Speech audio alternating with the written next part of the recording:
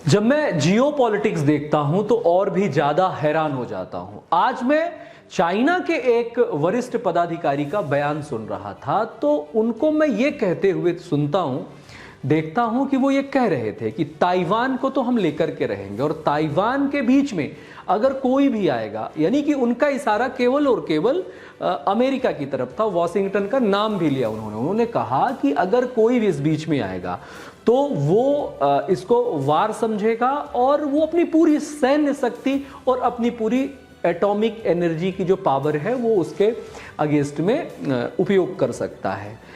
पहले हम वार नहीं करेंगे, लेकिन बाद में हम सेकेंड टाइम किसी को मौका भी नहीं देंगे। आप उसको सुनेंगे पूरी तरह से देखते हुए कहते हुए, वो देखा जा सकता है। जय हिंद साथियों, नमस्कार। मैं हूं आपका दोस्त ललित व्यास पांडे। साथियों, जब मैं उसका बयान सुन रहा था तो वो बहुत मजबूती के साथ ये कहता हुआ पाया गया कि पहले तो उसने अपनी पूरी जो परमाणु सैन्य शक्ति है, परमाणु ताकत है, उसके बारे में उसने जानकारी दी। 60-65 प्रकार के उसके पास हैवी एटॉमिक एनर्जी वाले जो मिसाइलें हैं उसके बारे में वो बात करता है। हाइड्रोजन बम के बारे में बात करता है और हूल भी देता है कि दुनिया का कोई भी ऐसा कोना नहीं है जो उसके टारगेट से बचा हुआ हो। यही कह रहा है कि हमारे पास दुनिया में कोई भी ऐसा कोना नहीं है जो हमारे टारगेट से बचा हुआ हो, और 20 मिनट के भीतर, 20 मिनट से भी कम समय में हम किसी भी टारगेट को भेद सकते हैं।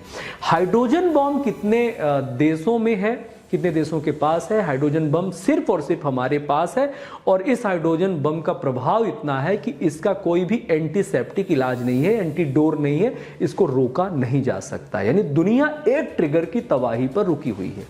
बात यहीं पर खत्म नहीं हुई, वो अपनी पूरी सैन्य ताकत दिखाना चाहता है, बताना चाहता है अमेरिका को, वाशिंगटन को सीधी धमकी देता हुआ देखा जा सकता है। तो जब वो अमेरिका को धमकी देता है तो मैं अमेरिका को कोई इनोसेंस राज्य या इनोसेंस देश घोषित नहीं कर रहा हूं।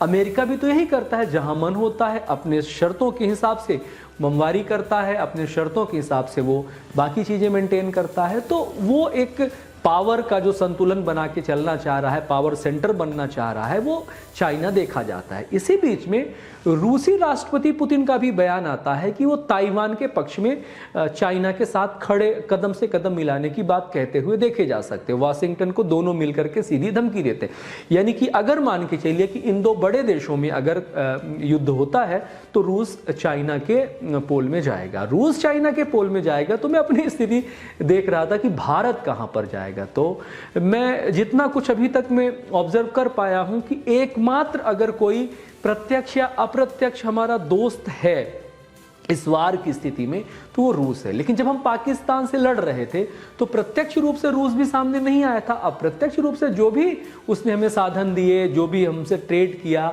जो भी व्यापार किया, उसी के संसाधनों से हमने जीत हासिल की, वो अलग विषय है। लेकिन जिस प्रकार से पाकिस्तान के साथ चाइना खड़ा हुआ, तुर्की खड़ा हुआ, बाकी के देश, अमेरिका ने फंडिंग की व्यवस्था करी, यानी वहां पर अमेरिका और चाइना भी साथ में हो गए पाकिस्तान के मामले में, अपने हितों के मामले में। तो जियो पॉलिटिक्स जो है वो बहुत कॉम्प्लेक्स है, इसको आसानी से समझा नहीं जा सकता। यहां अपने अपने हितों की रक्षा के लिए बाकी देश प्रत्यक्ष या परोक्ष रूप से दूसरे देशों की सहायता या तो वेपन से करते हैं, या तो अर्थ से करते हैं, या ट्रेड से करते हैं। वो एक अलग विषय हो जाता है। अब मैं बात करता हूं तो चाइना की, अगर मैं बात करता हूं तो चाइना जिस प्रकार से भी ताइवान को लेकर के कॉन्शियस है, तो एक भय मन में आता है कि चाइना तो अरुणाचल प्रदेश और तिब्बत को लेकर के भी इसी प्रकार से कॉन्शियस है और उस पर दावा करता रहता है। तो आज अगर ताइवान को वो हासिल कर लेता है तो कल को हमारे लिए भी एक डेंजर बढ़ जाएगा। क्या डेंजर बढ़ जाएगा कि हमारा अरुणाचल प्रदेश और तिब्बत उसकी नज़रों में बना हुआ है।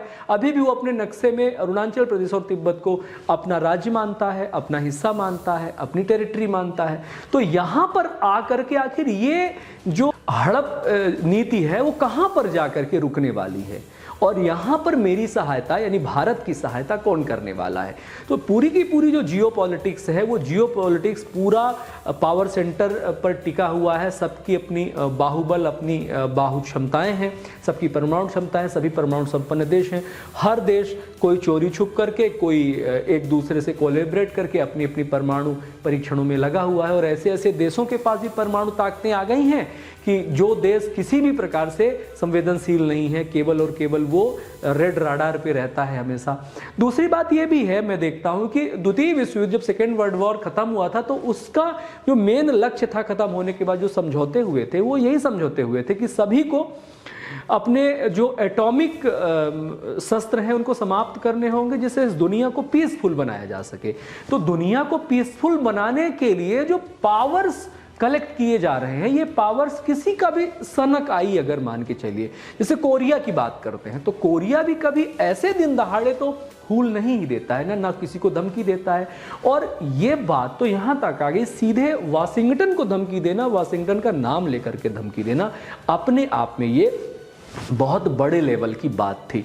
खैर, रूस यूक्रेन युद्ध इतने सालों से चल ही रहा है, उधर इजराइल का चल ही रहा है, इधर 2-3 जगहों पर और युद्ध चल रहा है। भारत ने बड़ी समझदारी से काम किया, 3-4 दिन युद्ध किया।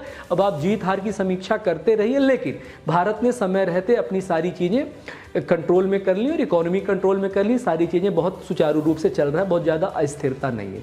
बांग्लादेश थोड़ा सा अस्थिरता का वातावरण है। अच्छा हाँ, जब हम लोगों ने 71 की लड़ाई में जीत हासिल की, रिकॉर्ड 93,000 सैनिकों ने सरेंडर किया, उस वक्त हमारी क्या नीति थी कि एक सपोले को और हमने जन्म दे दिया, वहां पर हमारी स्ट्रांग नीति नहीं समझ में आई। आज देखिए हमारा जो बंगाल का, पश्चिम बंगाल का इलाका है, उस वहाँ पे अस्थिरता का कारण ही यही है कि हमने एक और सपोले को वहाँ पर तैयार कर दिया था। तो ये जियोपॉलिटिक्स हमारे इर्द गिर्द की और वैश्विक पॉलिटिक्स को जब मैं एनालिसिस करता हूँ तो यहाँ पर बहुत सारी उलझनें हैं।